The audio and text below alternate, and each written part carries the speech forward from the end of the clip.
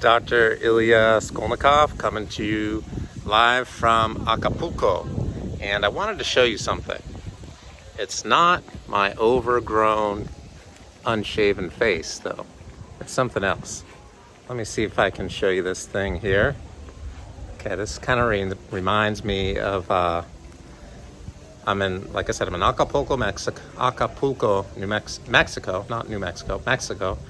And this guy over here, look at this guy. It almost looks like it's not real, this thing here, but not sure. I guess this is a type of a vine, and these are not exactly peas, but they kind of look like peas.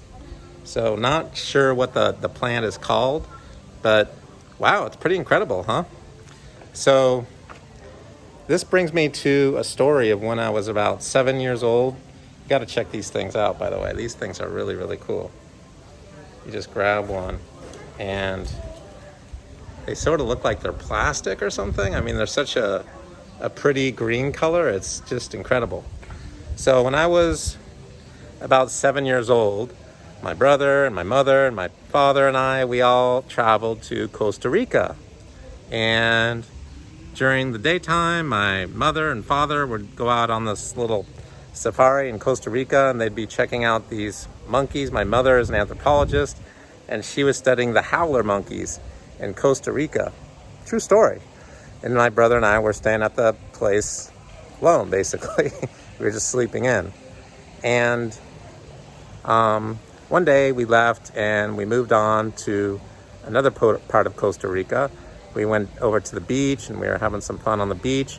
But there were all these thorns on the beach. For some reason, I don't know why, this thing reminded me of those thorns. This thing is not sharp at all, but just started thinking about that. And these thorns were so sharp. They were just, they were kind of like these big, thick, I guess they were acacia thorns, actually, from an acacia plant.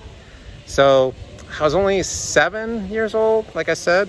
So I was just running around the beach, having a good time, and I accidentally stepped on one of these thorns, and it went deep into my little 7-year-old foot, and I had this blood gushing out of my foot. It was like not cool. I was like, what the hell? Like, is this really happening right now? Am I gonna die? Like, what? You know, I'm only 7. I didn't know like how to think about something like that.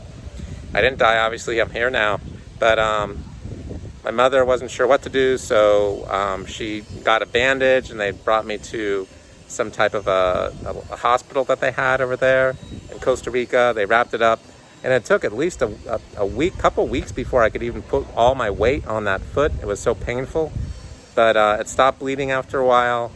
I got better, and that's the whole story. I also remember there were some Costa Ricans that were these basically Central American people who one guy was like showing us around. He's trying to maybe get money from us because we're the tourists there.